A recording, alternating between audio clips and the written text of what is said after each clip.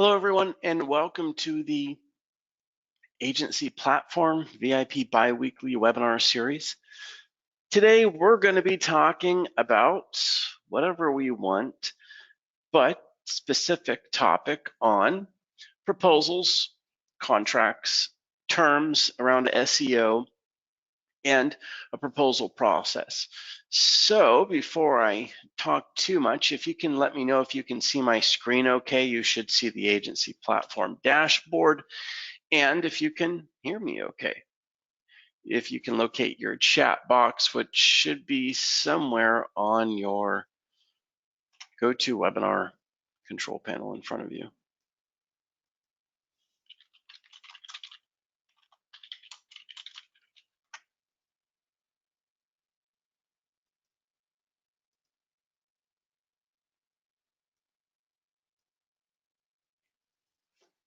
Fantastic, wonderful.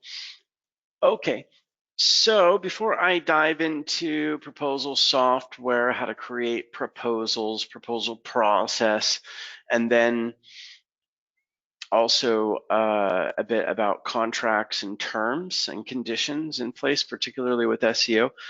Does anyone have any shout outs that on any particular proposal software you may be using right now? Or if you have a proposal template in secret location where you downloaded it from, might as well use the community's collaborative intelligence before I move forward. Nobody's using proposal software. Has anyone ever used any proposal software that's out there? PandaDoc, Proposify, Better Proposals, Bitsketch? Nobody? Okay, so what I'll start by going over is proposal software options. I'm going to give you some tips and tricks, such as how to even download free proposal templates, how to get online proposals that are easy to build for you that already have SEO terms in them. And then after we get through the proposal softwares, I'll just show you, easy ways to find downloadable SEO terms and condition templates that are out there. But then we'll talk a little bit about SEO terms that you really need to know. I mean, you have your templated terms and conditions for digital marketing campaigns that you can download anywhere. But through all of the jargon that you're going to read through, there's really just there's a couple of things that you really want to pay attention to in terms and conditions, which particularly applies to what? Well, if you have them in a contractual period of any sort, that's very important. Your refund policy is important. Even if you don't have one, documenting that you don't have one is important, making sure it's visible off of your website even. And then chargeback policy is important as well. And of course, some terms around litigation. Okay, so let's dive in a bit to proposal software. The first one I want to just bring up to show you is Proposify. So there's Proposify. Is there anyone on the webinar that does not have access to the dashboard? I'm supposed to say that first because it makes sense. If you don't have access, give me a shout out and I can help make sure that you get access. And the one thing I am skipping over is assuming that you're acquainted with and know how to run the SEO audit reports, PPC, and social media audit reports, which are lead generation and sales reports, right? And then, of course, you would have a meeting with your lead, go over that, and then whenever you get to the proposal process, that's when you would like to have a proposal software. So inside of this, let's take a look at what's in here. And again, with Proposify, you can sign up for free. Let me see if I am able to. I probably already have an account. And then, of course, they want you to create an account, and then once you are inside of Proposify, once you're inside of Proposify, you can go to the marketing to see the proposals, and they're going to offer you proposal templates in marketing while I retrieve my existing Proposify access. And so let me give you this link to Proposify marketing templates. What some people do is they'll go in here and literally copy and paste this content. So this is one of your tricks, and you actually don't even have to be logged in. I'll give you this link as well. You can go into Proposify and you can search for their different proposal templates, and you can grab the content from here, whether you want to take a screenshot of the image or copy and paste the text and put it on your own Word document or Google Doc if you don't want to use the proposal software, right? And then this is a typical marketing template. So it goes over a cover page. Whenever you're creating your own proposal templates, one of the nice things about using an online proposal generation software like Proposify is that they're going to have all these templates already in here. So up for discussion would be, well, what's the benefit of using an online proposal software versus just creating your own proposal in, say, a Word doc or a Google Doc or OpenOffice or whatever you want to use? Well, there's almost all of the online proposal softwares are going to have proposal tracking. So after you create a proposal and send it to a lead, you'll know when they opened it, which isn't that big of a deal, but some people really like it, that they can know when someone opened it. Also, it gives the person that got the proposal the ability to at least hit a button to accept it.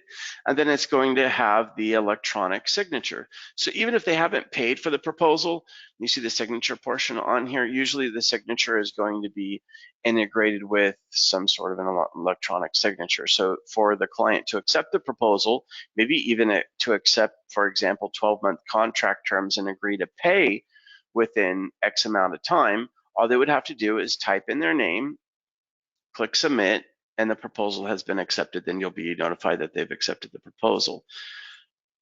Now, is the benefit of that much greater over, say, a Word document if you're a small marketing agency and you're handling your leads yourself? I don't think so. I really don't. But again, it's cheap. Proposify is only, sorry, I didn't pull up pricing here. Fantastic. And now it won't even show me pricing at Proposify. Well, if anyone wants to do some digging for me and let me know what the pricing on Proposify is, give a shout out in the questions box. That'd be fantastic. So a cover page, if you're going to make your own, creating a cover page is good. Usually people like to take a screenshot of their website or just something like this, whatever screenshot, put your company logo on it, your name, marketing proposal, and then sometimes you put the client's logo on there. And then they have templated text such as this, overview and goals. You can take a note of the templated text here or search around on the different Proposify templates that they have and copy and paste this text onto your own. And then scope of services. So I mean, the overview and goals is nice. I think that the scope of services is really important. We have our marketing packages, okay? And I do want to bring this up. If you go to pricing and you look at our packages, and I open up our pricing packages, and let's just go to search engine optimization, for example. Well, this is how we show you what we do because we're your back-end BPO outsourced provider, and we communicate with each other on a rather technical level. So you look at the package details, and it's a lot to digest. I mean, it's a whole lot to digest at a line item level, and it's a lot to understand. I don't recommend, in terms of putting your scope of services over to the client in a package format like what we do for you. In fact, what I do recommend is that you simply summarize the workload that's being done, and a lot of agencies do not even quantify the work that they're doing for the client. Let me say that one more time. a lot of agencies that write their own proposals for their clients do not quantify the work that is being done. And what do I mean by that? Well, we quantify the work that we're doing for you because we're your vendor, we're on your back end, and you need to know what you're paying for at a quantity level, which is why you know how many articles you're getting and how many times we're going to do Q&A posting or how many press releases we're going to do, right? But it doesn't mean that you need to express your services to the client in that manner. You have the luxury, because you're retail, of having a greater flexibility in expressing the type of services that you're doing in more of a goal or objective-oriented manner. For example, you could simply say to the client on a monthly basis, you're producing content for content marketing, creating additional directories, etc., and you don't have to quantify it. Scope of services can be defining your product or services and then categorizing the type of work that you're doing for them. In other words, you could categorize it based on conversion tracking, on-page optimization, inbound content marketing, search optimization, your link strategy in general, social media if it's included, and the type of reporting that you do. And you can literally write it out in paragraph format, and you don't have to quantify it. One of the nice things about not quantifying work is it can give you more flexibility of shifting work around if you want to, but also it can keep the client from if you getting a work report and saying, you know, maybe they expected to have 3 articles and all 3 were not there for whatever reason. Maybe there was an approval, maybe they were not published. And then timeframes. If you want to include timeframes in your proposals, it can help. Our time, whenever we express the services that we're doing over a 6-month basis, we're not mapping it out for you on a monthly basis. If you want to contact your respective sales representative or someone in live chat in the dashboard, they can pass over to you a breakdown of the tasks in any SEO service on what's done on a monthly basis, and you can list those out in a time frame if you would like to.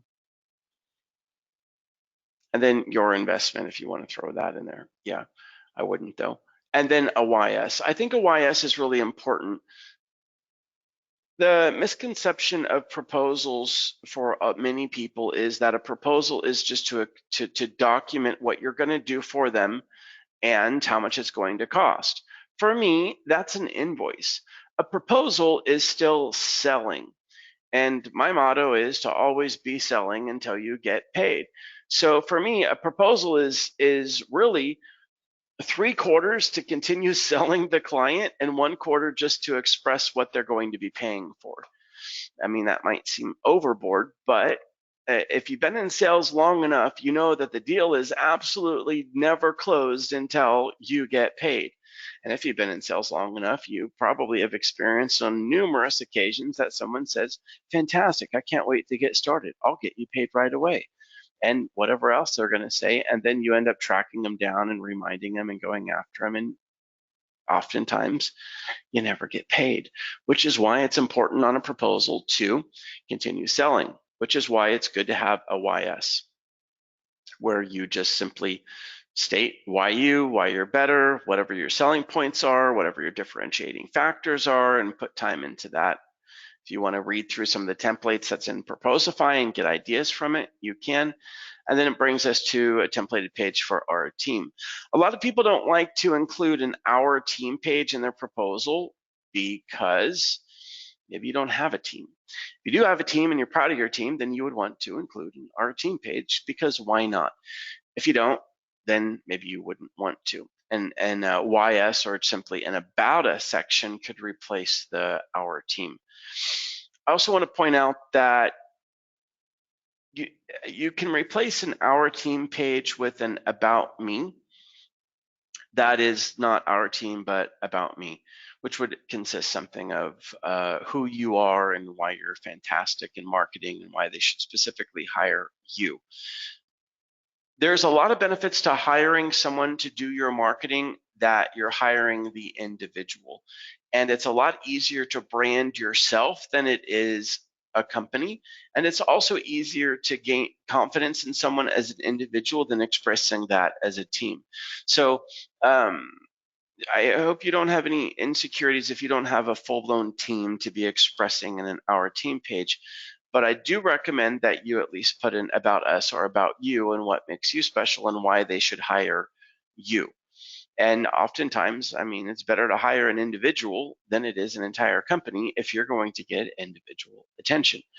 If you've ever driven by or marketed for personal injury attorneys or driven by billboards where a law firm is particularly marketing the individual or the founder, and their big face and picture is up there on the billboard and they're specifically marketing that person. I see that a lot with auto dealerships as well, because a lot of times it's easier to brand an individual or person than it is an entire company. Case studies. So again, why would a case study be in a proposal? Because you're always selling. And never ever assume that the person is sold just because they said, yeah, I'm ready to get sorted or started. Send me over the proposal or the invoice, I'll get it paid and we'll get moving forward.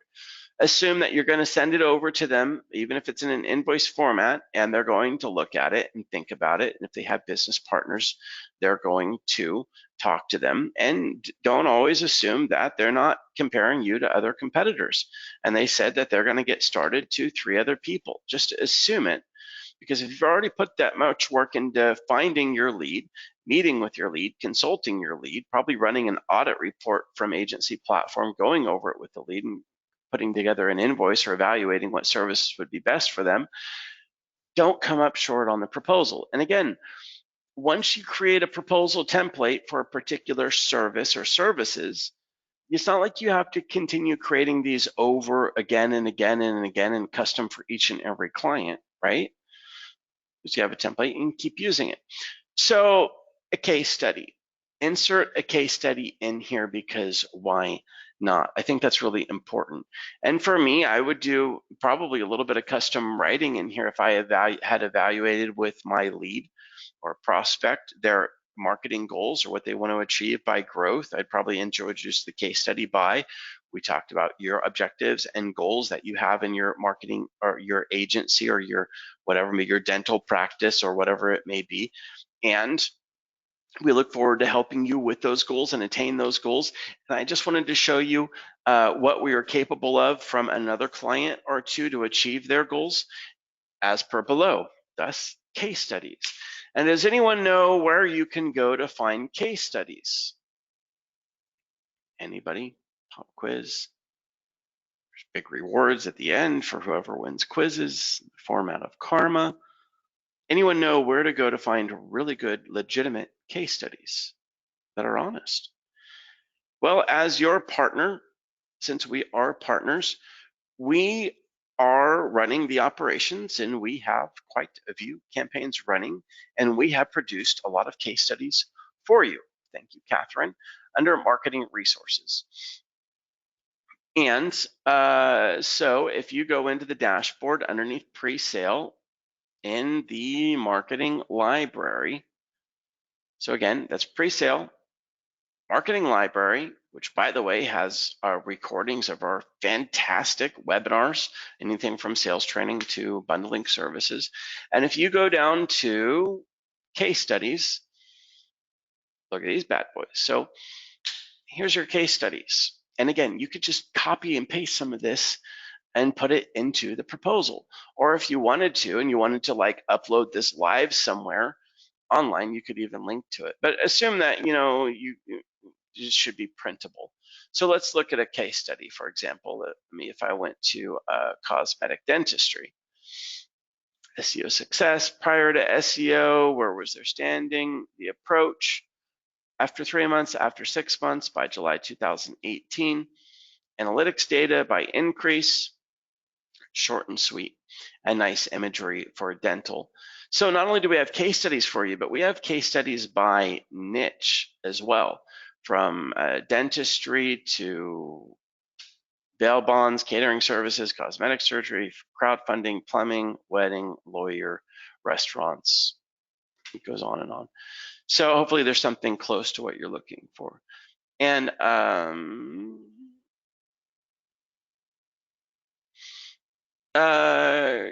Catherine, I have you unmuted if you'd like to talk. Have you used any of the case studies, Catherine?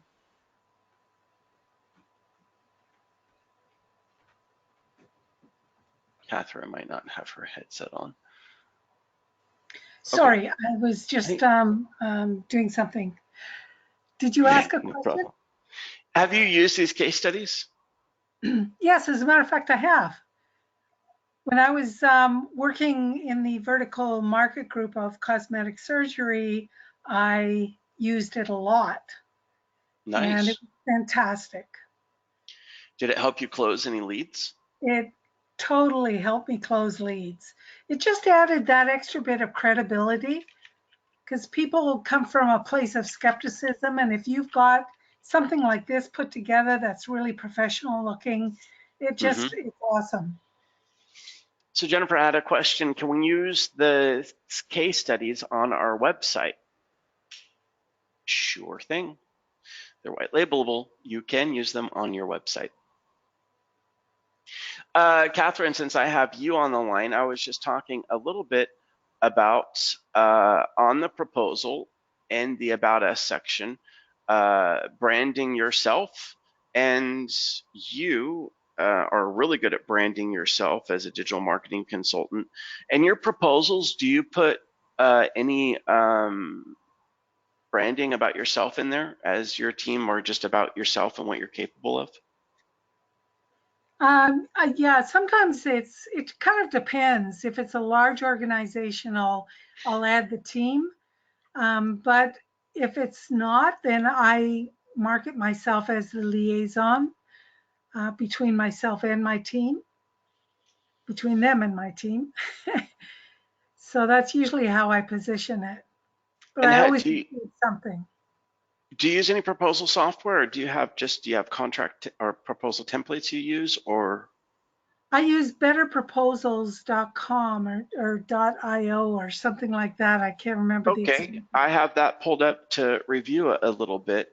I was speaking with a couple agencies that do use betterproposals.io, I believe, and that integrates with Stripe, and your lead could even pay for the proposal right from there. Yeah. Yes, yeah, that's right. Now they do take a little bit of a cut if you do um, make it so that they purchase through the Stripe. Stripe takes a cut, or Better Proposals takes a cut? Better Proposals takes a bit of a cut. Oh, that's shady. No, they're Really? pretty upfront about it. Well, I know they're, yeah, I assume they are upfront about it, but it's pretty shitty to take a cut. There's no reason to take a cut. They're just doing Stripe integration. It's Yeah, not like, yeah, that's right. you know what I mean? Stripe Yeah, takes a cut. Now, Stripe should take a cut. They are the, they're the money processor. But Better I think Proposals is just a gate. That's crazy. They take a cut. Really? also what I like about it is that they've got the digital signature. It's not as it's not as full as the other Proposify that we were talking about a number of weeks ago, where they've got Okay. all the wording set Right. out. But you can do copy and paste, get your templates in order, and it works really well. Ah, that's interesting. Yeah, well, on the signature, having the digital signature that's there, I think that that's great. And then, of course, you can have your contract and your terms inside of there. Mm-hmm. Um, a lot of people don't like having a full contract and terms inside of the proposal because it makes it really long.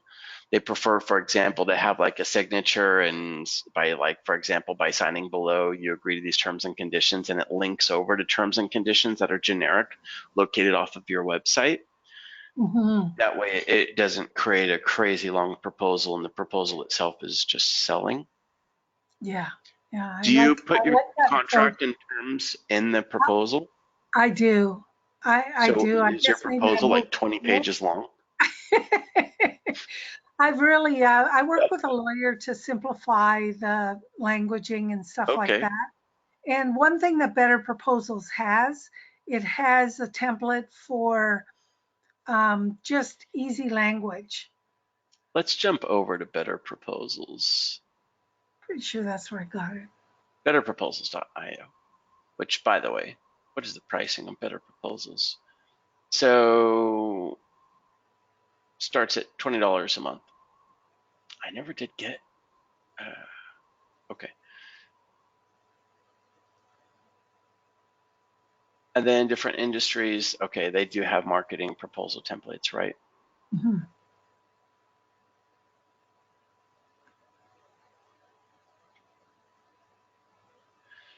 Do you know on the, do you have your clients pay from the proposal, or do you invoice them separately? I tend to find that there's quite a bit of discussion that takes place, so I just send them an invoice. Seems easier. And I Yeah, reference especially if the Better proposal. Proposals is going to take a cut.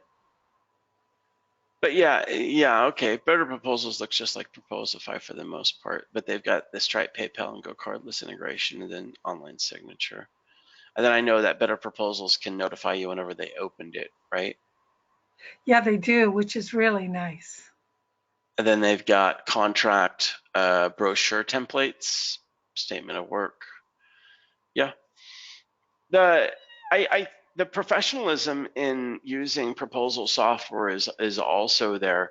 I think it's a lot easier to get a link that can open a proposal online that's branded to you. It's more modern and it's mobile responsive. You don't got to deal with downloading documents. I mean, some people have issues downloading a document. Let's say you send a proposal over to somebody in PDF format, Matt, and they open it on their mobile phone. Some people are going to have a lot of problems with that and opening it. So I think sending a link is a good idea. When you send your proposal to someone, Catherine, do you send them a link or do you send it in PDF format? I always send a link. I love that. And for me, that's almost entirely a good enough reason on why I would go with the proposal software, because I would want to be able to send a link, a simple link. And then, of course, that's how you know if they opened it. And if you wanted, they can pay from there. So Better Proposals has a good rep, but also, have you ever looked at Bitsketch before, Catherine? I did look at it. I don't remember how long ago that was because I don't remember a lot about it, but I know it was one of the ones that came up when I was doing research for proposal software. Bitsketch was one of the first online proposal creation companies that came around that was really focused on web design and digital marketing companies. Mm. And then they kind of got lost in the mix of some of the giants that came along, like PandaDocs and Proposify. Did you ever try PandaDoc, Catherine? Yes, I have tried that, but just the electronic signature part of it. And Proposify, I've tried that. I believe it's more expensive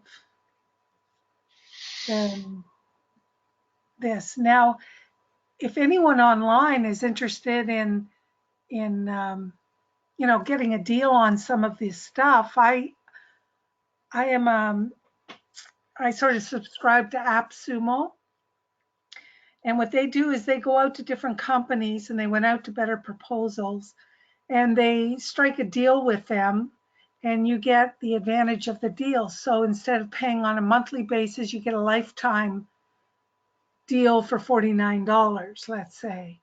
And it saves you thousands and thousands of dollars in um, in monthly fees. You just go to appsumo.com, sign up, and take a look at what some of their offers are. They do sell out fast because there's a limited number, but it's a great way of getting some of these softwares that are good support for your business and not having to pay every single month, which is something I know almost everyone's moving towards. You get a Yeah, lifetime. definitely. What I caution about signing up for stuff like that, though, is that a lot of agencies buy a lot of things that they never use and spend more time playing with software than closing sales. So Well, it's that's a a good point. double-bladed sword on that one. I'm Yeah. I agree. Half the stuff I buy, I never use. I've spent thousands of dollars on marketing software, geeking out over it, and not used it. So yeah, but anyhow, that's neither here nor there. So, but thank you, Catherine. So example bid sketch proposal, if you guys would want to take a look at it, here's a link to an example bid sketch proposal. I like this because you can accept it or decline it at the top, or click view as PDF if you wanted to print it out. So this is the online link view. Great professional proposals in minutes, and you can scroll through it and see what it looks like. I think it's professional. I like it. As an about us, who are we? And then of course you can drag and drop and create anything that's in there. For the most part, I mean, and Catherine, you may say differently, or anyone else that's on the line. For me, whether it's PandaDoc, Proposify, BetterProposals.iu, or Bitsketch, they're all kind of the same. They provide an online proposal drag and drop, what you see is what you get type of an editor. They have templated proposal content that's inside of them. You can create your different sections. It houses the proposal online to where you can get it in PDF or send it out in a link. It tells you when someone opens the proposal. You can put your contract terms in there. They have electronic signature integration in them. And then some of the differentiating factor may or may not be that you can allow someone to pay from there. Here's what I want to say about allowing someone to pay from the proposal. I don't think that it's really something that is necessary, because did I just close the? Okay, so take this example from Bitsketch. You can accept the proposal right here.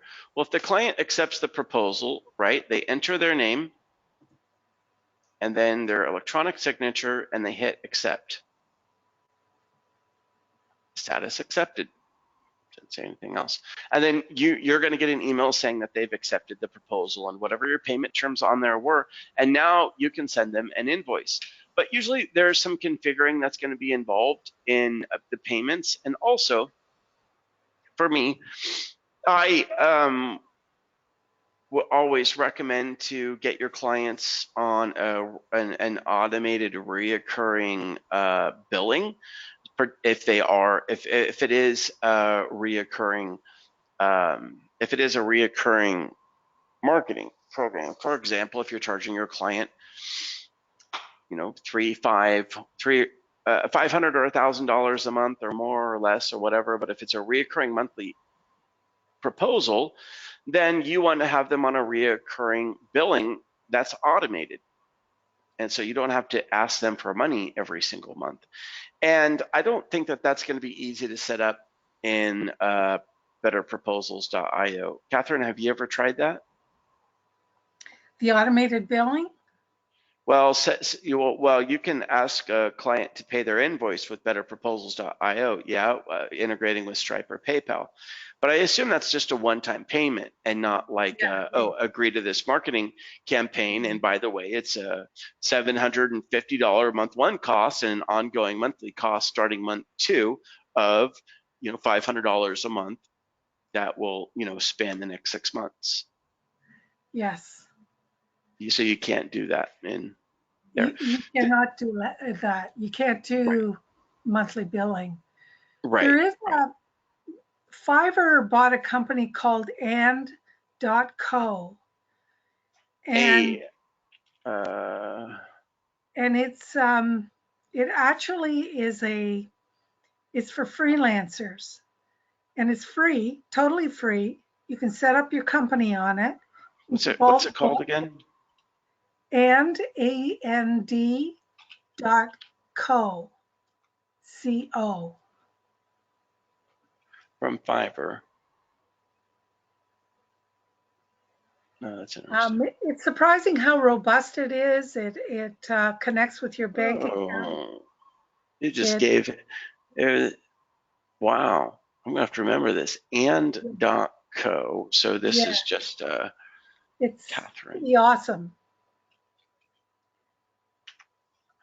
Wow. That is really awesome. Proposals and contracts. They handle invoicing and payments, expense tracking, subscriptions. for reoccurring time tracking reporting. Wow. Mm-hmm. Totally Well, free. wow. So why aren't you using this for your proposals instead of Better Proposals IO? I just don't find the presentation to be as beautiful. Okay. Hmm. Yeah. So I've got some, honorable mention shout outs, proposable. Uh, let's see if I can find another one. PandaDoc.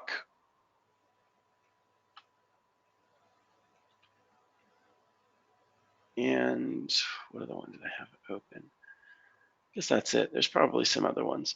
So I recommend online proposal software for that matter. I recommend putting the time into the proposal and the presentation. If you want to just copy and paste someone else's fantastic presentation, a Better Proposals has proposal templates in them. You can also just Google SEO proposal templates and load it into an online proposal system. And you can also, without having to even sign up for free, go into Proposify and look at their proposal templates and grab their content. It's really good. I think it's worth your time. And don't forget the case study portion, which you can find from our marketing library, and throw a good case study in there. Now, Catherine, and let me know if you have anything else to do and can't commentate, but Catherine, what do you think about putting a limited time offer on the proposal, for example, to get a certain discount, or that a proposal expires in a certain period of time? I always put an expiry on it. Okay. Now that makes sense. The agencies that some of the ones that I talk to, whenever they talk about problems getting a proposal closed, talk about, I send the proposal over, but then I follow up. It takes me a long time to get a payment and get it closed. And, they say they have this going on or that going on. And I've always found it to be productive to put, one, yes, a proposal expiration date on it, but two, a time dated incentive. So for example, hey, this is the proposal, and if you are able to pay for this proposal by whatever date, usually it would be by the first of the month or within 1 week or whatever seems to be a good time period for them, then it comes with this discount on it. And that doesn't mean that you have to lower your pricing necessarily. Just maybe you would increase your pricing on the proposal by 25%, and then say that if you pay in the proposal within 1 week or whatever, I'll give you 25% off, or heck, 30% off. And then it gives you a reason to be following up, right? In other words, if you pay for it within 1 week, you'll get this percent discount. So we have whatever promotion running, and then it gives you a reason to follow up 3 days out. Hey, just a heads up, there's 3 days left in the week if you were wanting to get started on that proposal and still get the discount. And then you'd hit them up towards the end of the week to say, hey, last chance on that discount, right? And then maybe the proposal itself would expire in, say, 2 weeks. I really like that idea. In sales, Catherine, everything is time dated. If no one has a reason to make a decision within a certain time frame, then it's infinity and beyond, and no one really cares about a proposal expiring.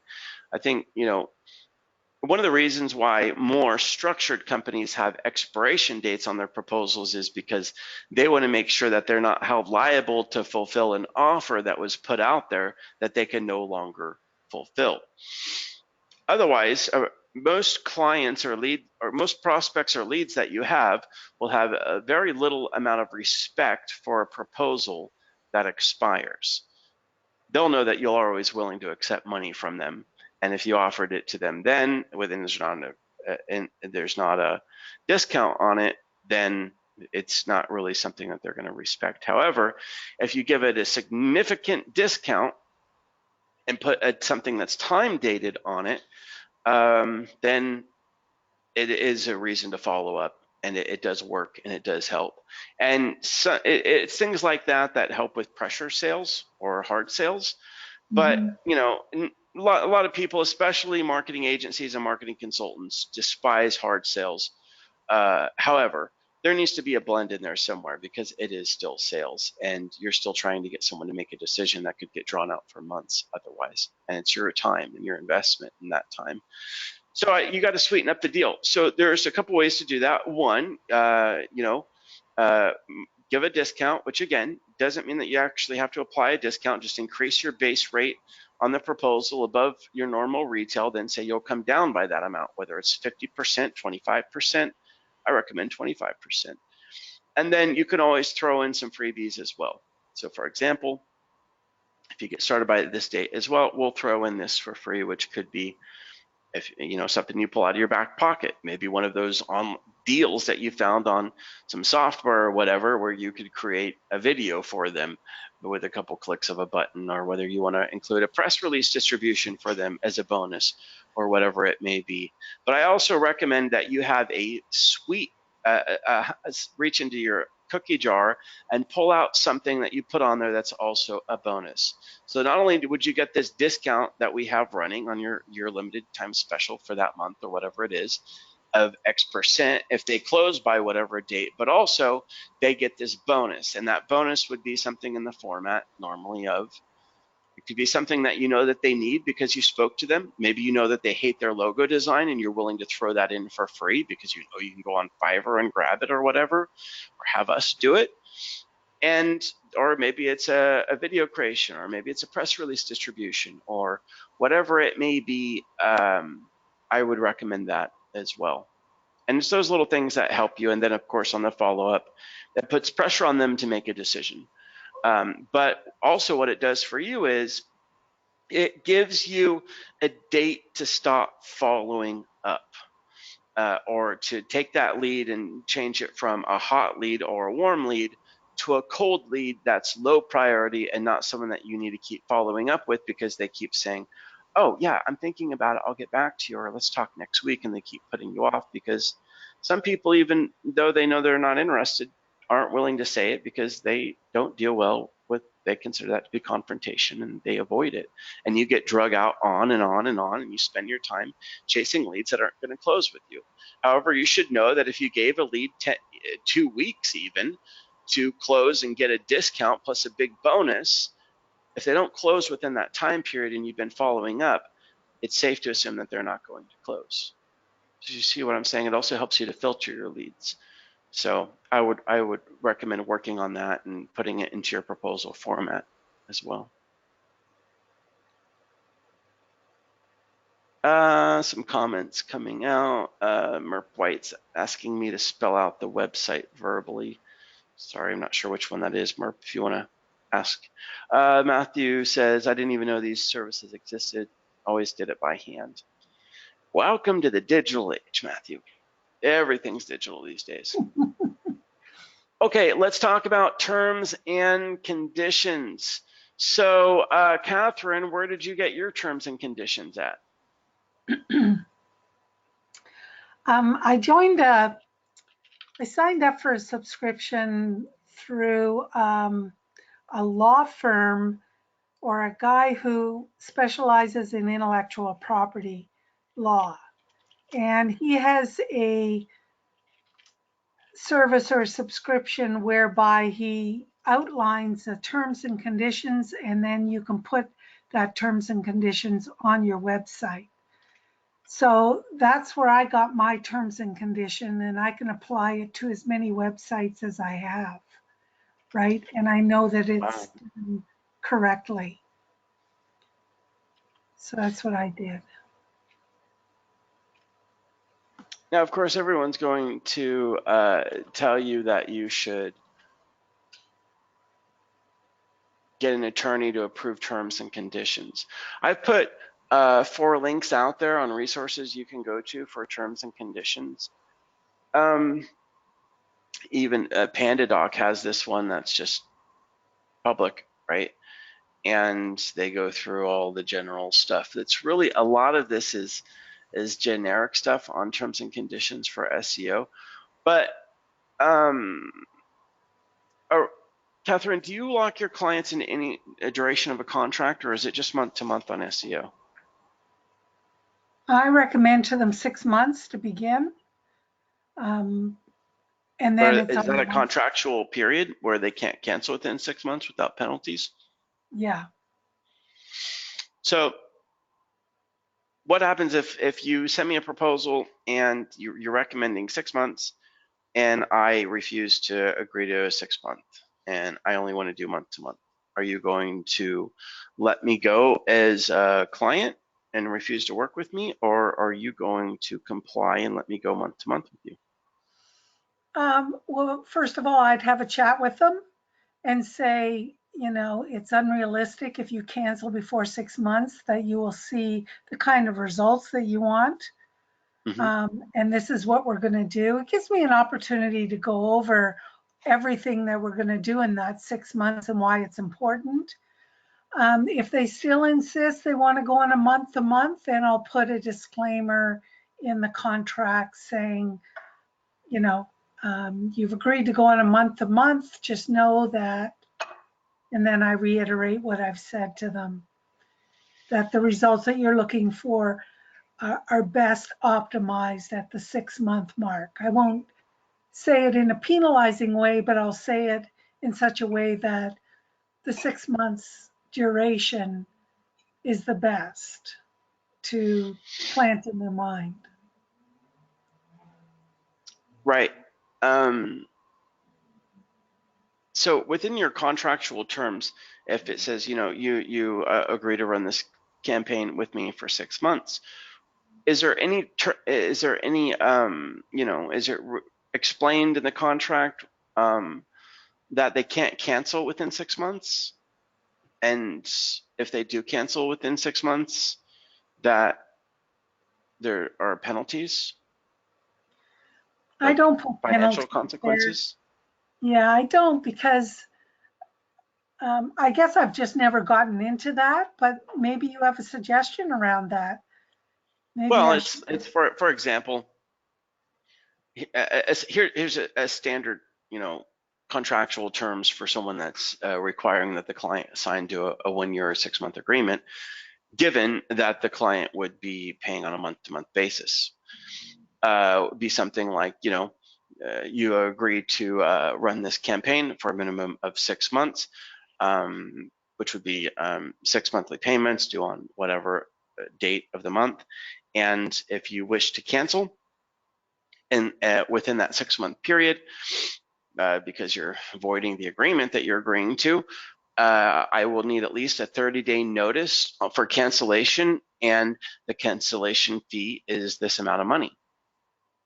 So I for do example, put on in month three, if they want to cancel, they would need a 30-day notice, and then there'd be a cancellation fee as a penalty to canceling of whatever. Yeah, I definitely put in a 30 days notice. I haven't put in a cancellation fee, and I think it's a great idea. Again, it just keeps them aware that, how If they important. if they were willing to agree to a 6 month term, then definitely I would put a cancellation fee in there. Mhm. And again, it doesn't mean that you have to enforce it. Whenever you put in a 30-day notice period to cancel, it also doesn't mean that you have to enforce that. But I would put it in there because for the most part, they're going to, most people will follow those guidelines. And what would the cancellation fee be? Normally, it would be the equivalent of 1 month. So in other words, if they wanted to cancel 3 months in, which means they don't want to pay for 3 more months of marketing to get to 6 months, a cancellation fee would be equivalent to 1 month. Of course, you Right. can use your own judgment on that. And so, some companies that are really brutal will not allow a client to cancel at all. Like Reach Local used to be known for that, where if they lock someone into a 12-month contract, you can't cancel. And if you try to cancel or if you stop paying, then they go the typical collections route. They'll literally hand you over to a collections company, and they'll, dock your credit and go the typical route as if you owe them another X amount of money. And they're very strict about that. They used to be. They didn't have a back door where it was, hey, if you want to pay this fee to cancel, you can do that. No, they held people to it. So a lot of agencies find it very difficult to get a client to agree to a 12-month work period, but a lot of the larger marketing agencies out there require it. And if not for a 12-month period, certainly 9-month is considerable. 6-month is a good target, but a minimum of a 3-month commitment, I think, should be put in place. Because do you really want to deal with a client that's not at least going to agree to a minimum of a 3-month commitment? So here's my thing about contractual terms of holding people into longer contracts. I recommend leveraging that in your proposal. So having a time dated push to get someone to make a decision at least for you is really important. And I'd gone over, reach into your cookie jar, find something you can give them for free as a bonus, whether it's a video creation, a press release, logo design, whatever it is. And then also a % discount on the proposal if they pay by whatever time period. But on top of that, what I recommend is that you let them know that typically uh, a campaign would cost less if they sign a 12-month commitment, and then your campaign would cost even less.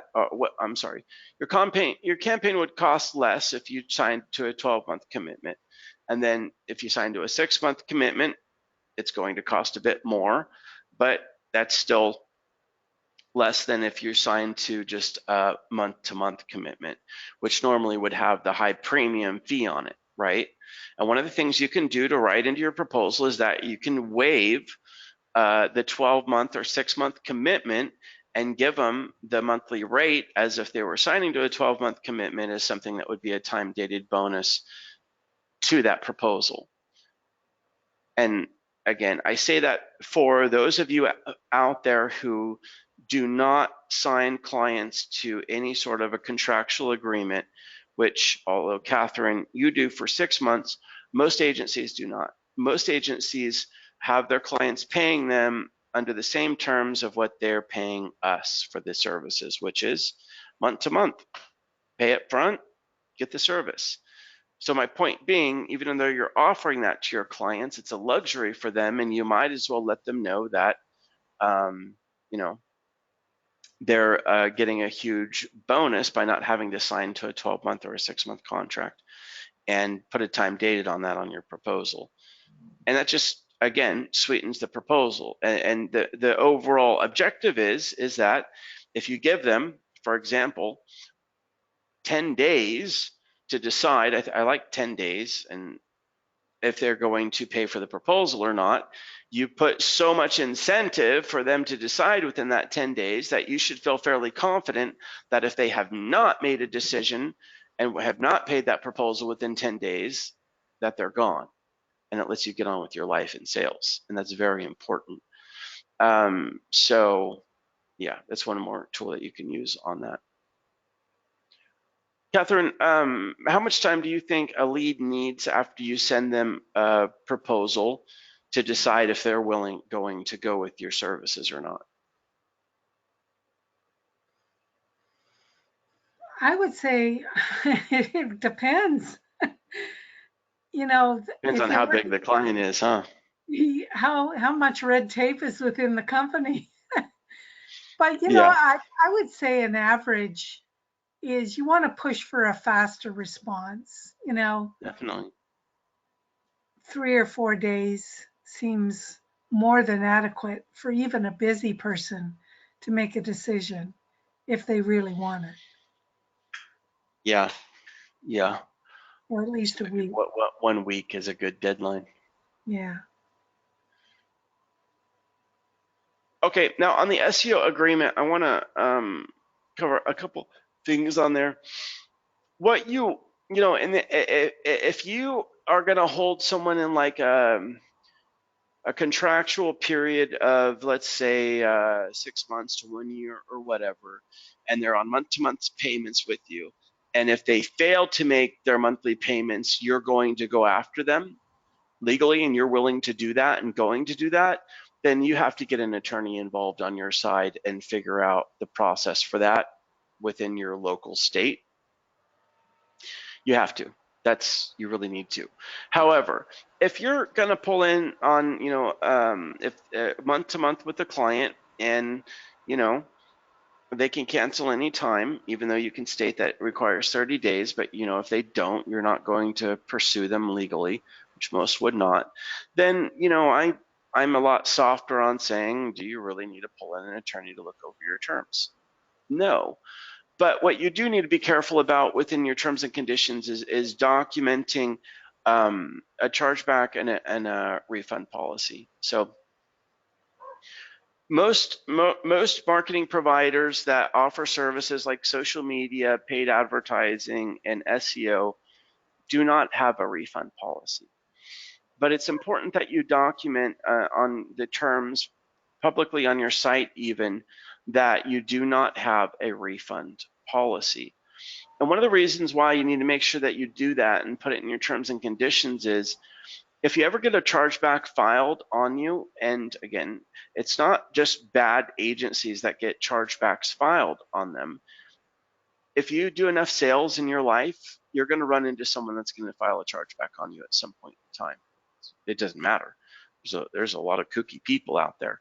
There's a lot of people that instead of just saying that they want a refund, or maybe that they just paid for that month's marketing services and 3 days later they decide that they didn't want it, and instead of just asking you to cancel, they'll just go file a chargeback. It'll happen to you. Now, what will happen is that the card processing entity is going to reach out to you and let you know that a chargeback's been filed and that they want your response. And they're also going to want to see your terms and conditions that have been published. And preferably, they want to see a link off of your website.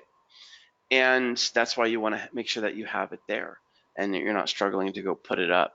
And literally, you can simply state that you have a no refund policy, and you need to state that. And then I recommend putting together just terms around a chargeback policy. So if you wanted to look into a chargeback policy, I didn't pull that up here. Let me pull it up.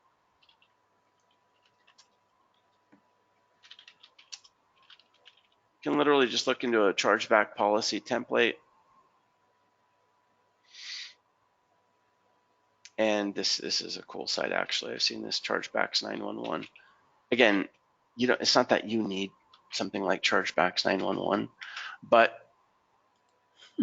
it is good to have chargeback policy so that you have a process for that. So for example, for a lot of companies, when they get a chargeback, they immediately charge a fee and blah, blah, blah. I'll let you read about it. But other than that, those are the most important things to have in your terms and conditions. Catherine, can you think of anything else in terms and conditions that are important? I mean, this is assuming you're not offering a guarantee.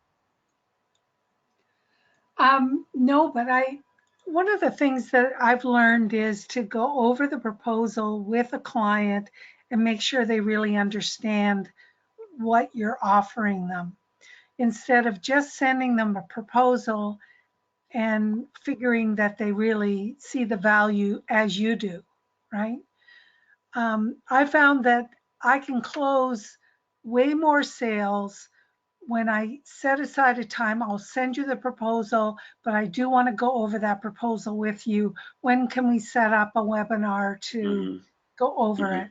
It just makes a huge difference in your closing rate. And then they get to ask questions right away. And then they're not left just kind of wondering or making up feedback that they don't have answers for. Makes sense to me. Okay, well, we're about an hour in. I'll wrap things up. Catherine, I appreciate you co-commentating with me. It's always nice to have someone Always else my pleasure, Paul. line. Always. And then let me see, Catherine, before I jump off.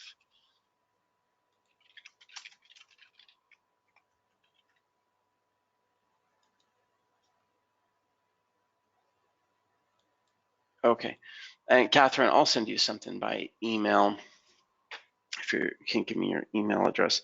For everyone else, if you have any feedback on the webinar, do you find these webinars helpful? Do you have any recommendations on how they can change? Okay, and then also, do you have any feedback on the webinar? Is it helpful? Do you plan on using any of the proposal services, terms, contracts? Do you have any shout outs that you want to make on the next topic matter that we'll go over in 2 weeks?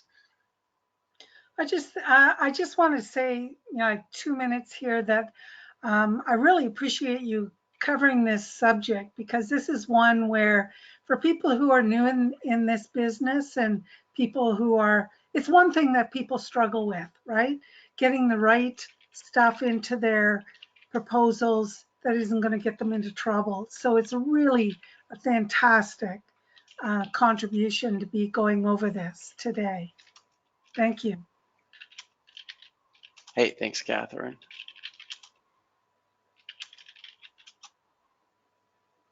Okay, everyone. Hey, have a great rest of your day. And we'll see you all again in 2 weeks for our next VIP webinar. And Merp's asking best place to get leads. It's something that we may be going over. We'll let you know by email between now and then. And if you have time, always visit underneath pre-sales in the marketing library, past webinar recordings. We go over some good stuff. Merp, we also go over using LinkedIn for lead generation for marketing agencies in that webinar library, as well as bundling different service options from our services menu for the perfect trifecta service combination for local clients. So check that out between now and next time. Bye, everyone. Thank you.